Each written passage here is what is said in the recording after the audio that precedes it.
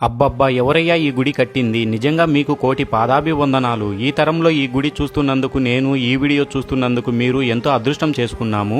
గుడి కట్టిన వారికి చేతులెత్తి ముక్కాలి. ఏమి శిల్పాలబ్బా! అద్భుతంగా కట్టారు. ఇంకా ఎన్నో ముందు తరాలకు ఈ గుడిని చూసి గొప్పగా చెప్పుకోవడానికి ఇలాంటి గుడి ఉంది.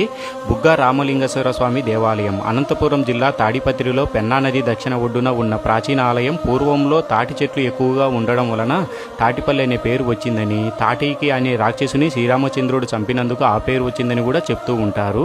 సంవత్సరంలో ప్రతిరోజు శివలింగం కింద నుండి ఊట ఊరుతూనే ఉంటుంది. బుగ్గ అంటే నీటి ఊట. వర్షాలు లేకపోయినా, నీటి వనరులు ఎండిపోయినా శివలింగం కింద నుంచి నీరు పారుతూనే ఉంటుంది. అందుకే బుగ్గ రామలింగేశ్వర స్వామి ఆలయం పేరు వచ్చింది. ఈ క్షేత్రాన్ని పూర్తిగా నల్లరాయితో నిర్మించారు. విజయనగర సామ్రాజ్యం పాలనలో గుత్తి గండికోట ప్రాంతానికి చెందిన రామలింగ నాయుడు ఆలయాన్ని కట్టించారు. త్రేతాయుగంలో పెన్నా నది ఒడ్డున శ్రీరామచంద్రుడి చేత ప్రతిష్ఠించిన శివలింగం కాబట్టి రామలింగేశ్వరుడిగా పూజలు అందుకుంటారు.